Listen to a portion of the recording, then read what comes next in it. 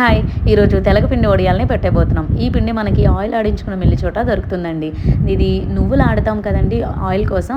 ఆ నువ్వులు వేస్తే మిల్లులోని ఆయిల్ ఒక పక్క, పిండి ఒక పక్క వస్తుంది. ఆ పిండినే మనం తెలగపిండి అంటామండి. దీంతోనే చక్కగా వడియాలు పెట్టేసుకోవచ్చు.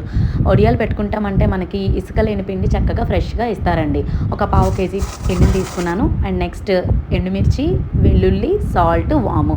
అంతేనండి ఈ వడియాలకి. ఫస్ట్ డే మనం చక్కగా ఈ పిండిని ఒక గిన్నెలో వేసుకొని పిండి మునిగేంత వరకు వాటర్ వేసుకుంటే సరిపోతుందండి. అలా ఒక రోజంతా నానబెట్టేసుకొని మరుసటి రోజు మార్నింగే లేచి చక్కగా ఇలా స్పూన్‌తో చూస్తున్నాం కదండీ! నానిపోయింది.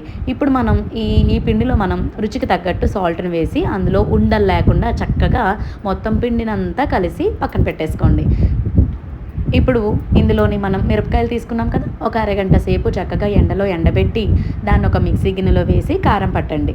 ఇప్పుడు ఈ కారాన్ని మిక్సీ ఆడుకున్న కారాన్ని కూడా ఒక బౌల్‌లో తీసి పక్కన పెట్టేసుకోండి. నెక్స్ట్ వెల్లుల్లి. తెలగపిండి వడియాలకి వెల్లుల్లి చాలా టేస్ట్‌గా ఉంటుంది. వెల్లుల్లి వల్ల, వాము వల్ల చాలా టేస్ట్ వస్తుంది. నాకు ఒక పావు కేజీ పిండికి ఒక పెద్ద సైజు వెల్లుల్లిపాయ సరిపోయిందండి.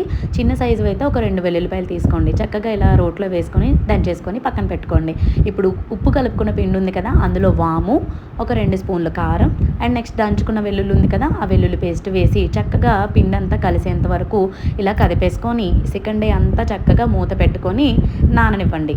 ఆ పిండి వెల్లుల్లి, వాము, సాల్ట్ చక్కగా ఆ పిండంతా పట్టేస్తుంది కదా! అప్పుడు మన వడియాలు చాలా టేస్టీగా వస్తాయి. ఇప్పుడు మూడో రోజు చక్కగా ఇలా ఓపెన్ చేసి చూస్తే, మూతను ఓపెన్ చేసి చూస్తే నాకు చక్కగా నానిపోయాయండి. మరి ఇక లేట్ ఎందుకండి? ఇప్పుడు మనం ఈ పిండితోటి మనం వడియాలు పెట్టేసుకుందాం.